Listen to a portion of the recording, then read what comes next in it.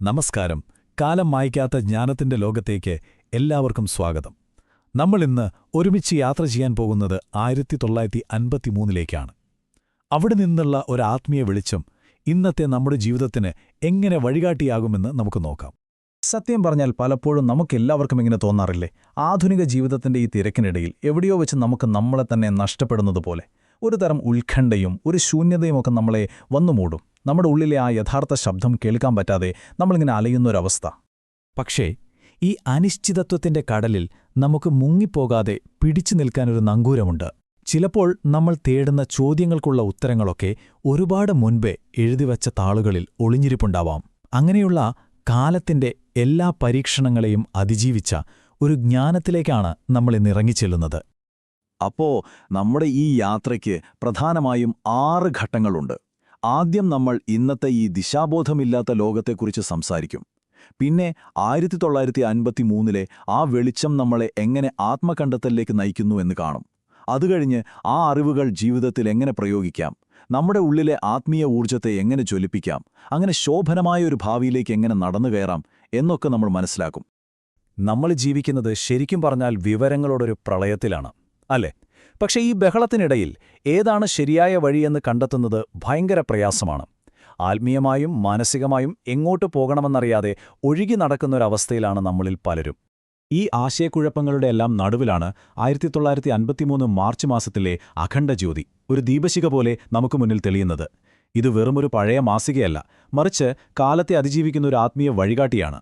പതിറ്റാണ്ടുകൾക്ക് ശേഷവും നമ്മുടെ ജീവിതത്തിന് വെളിച്ചം തരാൻ കഴിയുന്ന മാർഗനിർദ്ദേശങ്ങൾ ഇതിലുണ്ട്.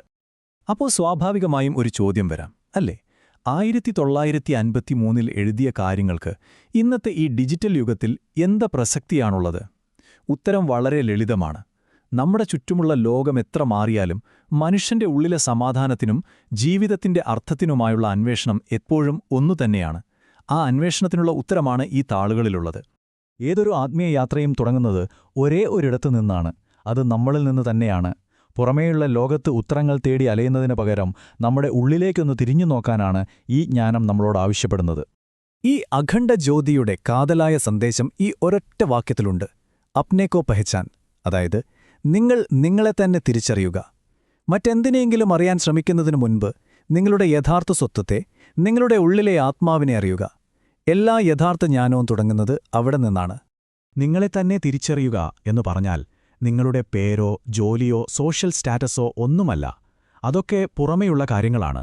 അതിനെല്ലാം അപ്പുറം നിങ്ങളുടെ ഉള്ളിൽ ഉറങ്ങിക്കിടക്കുന്ന അനന്തമായ സാധ്യതകളെക്കുറിച്ചുള്ള ഒരു തിരിച്ചറിവാണത്. നമ്മുടെ ഈ ശരീരത്തിനും മനസ്സിനും അപ്പുറമുള്ള ആ ശാശ്വതമായ ചൈതന്യത്തെ അറിയലാണ്. അഖണ്ഡജ്യോതി വളരെ പ്രസക്തമായൊരു ചോദ്യം ചോദിക്കുന്നുണ്ട്: കഹീം ആപ് ഭീ തോ പഠിത് മൂർഖ നഹീ ഹേ. അതായത്, നിങ്ങളും ഒരു പഠിച്ച വിഡ്ഢിയല്ലല്ലോ. എന്താണിതിന്റെ അർത്ഥം? ഒരുപാട് പുസ്തകങ്ങൾ വായിച്ച് ഒരുപാട് കാര്യങ്ങൾ തലച്ചോറിൽ നിറയ്ക്കുന്നതും ആ അറിവ് ജീവിതത്തിൽ പകർത്തി ഒരു ജ്ഞാനിയാകുന്നതും തമ്മിൽ വലിയ വ്യത്യാസമുണ്ട്. വെള്ളത്തെക്കുറിച്ച് 100 പുസ്തകം വായിച്ചതുകൊണ്ട് ദാഹം മാറില്ലല്ലോ. ഒരു ഗ്ലാസ് വെള്ളം കുടിച്ചാലേ ദാഹം മാറുകയുള്ളൂ. അതുപോലെ ജ്ഞാനമെന്ന് പറയുന്നത് വിവരങ്ങൾ ശേഖരിക്കലല്ല, അത് അനുഭവിച്ചറിയുന്ന സത്യമാണ്. ശരി, അപ്പോൾ ഈ തിരിച്ചറിവുകളൊക്കെ നമുക്ക് കിട്ടി. ഇനി അടുത്ത പടി, ഇതെങ്ങനെ നമ്മുടെ ദൈനംദിന ജീവിതത്തിൽ, നമ്മുടെ പ്രവൃത്തികളിലും ബന്ധങ്ങളിലും പ്രായോഗികമാക്കാം എന്ന് നോക്കാം. കാരണം ആത്മീയത എന്നത് ആശ്രമങ്ങളിലോ പുണ്യസ്ഥലങ്ങളിലോ ഒതുങ്ങേണ്ട ഒന്നല്ല. അത് നമ്മുടെ ജീവിതത്തിന്റെ ഓരോ നിമിഷത്തിലും ഉണ്ടാകേണ്ട ഒന്നാണ്. ഈ പ്രായോഗിക ആത്മീയതയുടെ അടിത്തറ എന്ന് പറയുന്നത് കർമ്മകർണേക കൗശൽ ആണ്. അതായത് പ്രവൃത്തി ചെയ്യാനുള്ള വൈദഗ്ധ്യം. ഇത് ശരിക്കും ഭഗവത്ഗീതയിലെ കർമ്മയോഗത്തിന്റെ തത്വം തന്നെയാണ്. നമ്മൾ ചെയ്യുന്ന ഓരോ ജോലിയും, അത് ചെറുതായാലും വലുതായാലും, പൂർണ്ണമായ ശ്രദ്ധയോടും സമർപ്പണത്തോടും കൂടി ചെയ്യുക. അതിന്റെ ഫലം എന്തായിരിക്കുമെന്നോർത്ത് ടെൻഷൻ അടിക്കാതിരിക്കുക. ഇതാണ് യഥാർത്ഥ ജീവിതകല. ഇതിനെയാണ് കർമ്മകുശലത എന്ന് പറയുന്നത്. നിങ്ങളൊരു ഡോക്ടറായിക്കോട്ടെ, ഒരു കർഷകനായിക്കോട്ടെ, അല്ലെങ്കിൽ ഒരു വീട്ടമ്മയായിക്കോട്ടെ, നിങ്ങൾ ചെയ്യുന്ന ഓരോ ജോലിയും ഈശ്വരന് സമർപ്പിക്കുന്ന ഒരു പൂജ പോലെ ചെയ്യുക. ഫലത്തെക്കുറിച്ചുള്ള ആശങ്കയില്ലാതെ ആ നിമിഷത്തിൽ പൂർണ്ണമായി മുഴുകുക. അതോടൊപ്പം തന്നെ പവിത്ര ജീവൻ കി ഓർ, അതായത് ഒരു പരിശുദ്ധമായ ജീവിതം നയിക്കേണ്ടതിന്റെ പ്രാധാന്യവും ഇത് നമ്മളെ ഓർമ്മിപ്പിക്കുന്നു. നമ്മുടെ ചിന്ത, വാക്ക്, പ്രവൃത്തി ഇവ 3ഉം ശുദ്ധമായിരിക്കണം. അപ്പോ ഇതാണ് പ്രായോഗിക ആത്മീയതയുടെ കാതൽ. നിങ്ങളുടെ ഓഫീസും വീടും ഒരേപോലെ നിങ്ങൾക്ക് സാധന ചെയ്യാനുള്ള, പ്രാക്ടീസ് ചെയ്യാനുള്ള ഇടങ്ങളാണ്. ഓരോ ബന്ധത്തിലും ഓരോ പ്രവൃത്തിയിലും ഈശ്വരനെ കാണാൻ കഴിയുമ്പോൾ നമ്മുടെ ജീവിതം തന്നെ ഒരു ധ്യാനമായി മാറും. സാധാരണ ജീവിതത്തിൽ നിന്ന് ഒളിച്ചോടുന്നതല്ല ആത്മീയത, അതിനെ ഒരു ഉപാസനയാക്കി, ഒരു ആരാധനയാക്കി മാറ്റുന്നതാണ്. പണത്തോടുള്ള നമ്മുടെ മനോഭാവത്തെക്കുറിച്ചും ഇതിൽ വളരെ വ്യക്തമായി പറയുന്നുണ്ട്. സമ്പത്ത് ഒരിക്കലും നമ്മുടെ ജീവിത ലക്ഷ്യമാകരുത്. അതൊരു ഉപകരണം മാത്രമാണ്. അതിനോട് അമിതമായ മമതയോ അതന്യായമായി നേടാനുള്ള ആഗ്രഹമോ പാടില്ല. സത്യസന്ധമായ വഴിയൂടെ നേടുന്ന പണം നമ്മുടെ ആവശ്യങ്ങൾക്കും മറ്റുള്ളവരുടെ സേവനത്തിനുമായി ഉപയോഗിക്കുമ്പോഴാണ് അതിന് യഥാർത്ഥ മൂല്യമുണ്ടാകുന്നത്.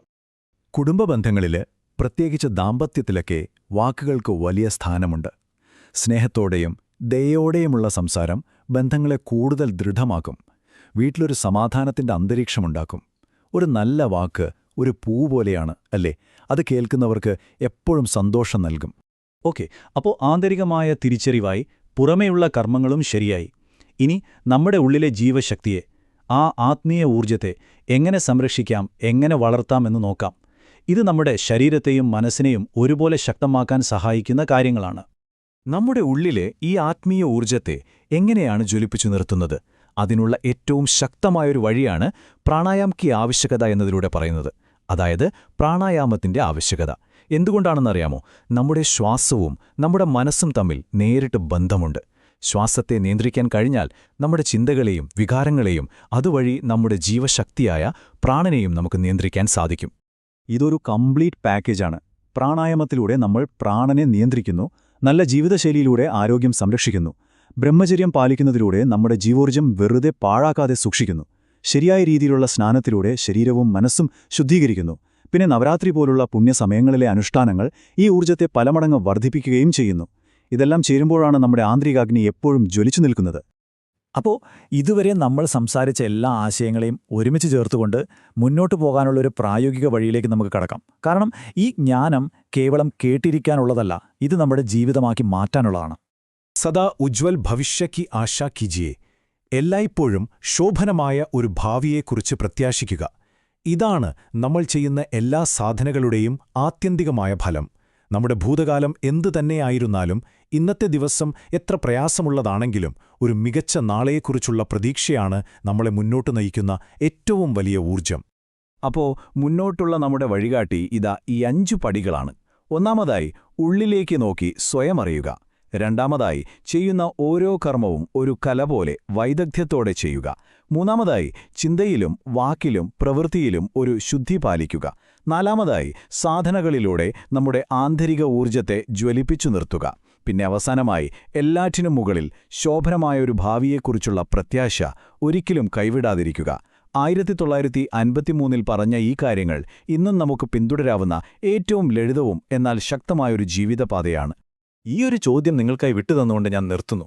ഈ അറിവിന്റെ വെളിച്ചത്തിൽ ഇന്ന് നിങ്ങളുടെ ഉള്ളിലേക്ക് നോക്കി നിങ്ങൾ തിരിച്ചറിയാൻ പോകുന്ന ആ ഒരു സത്യം എന്തായിരിക്കും? ആ തിരിച്ചറിവാകട്ടെ നിങ്ങളുടെ ശോഭനമായ ഭാവിയുടെ ആദ്യത്തെ ചുവടുവയ്പ്.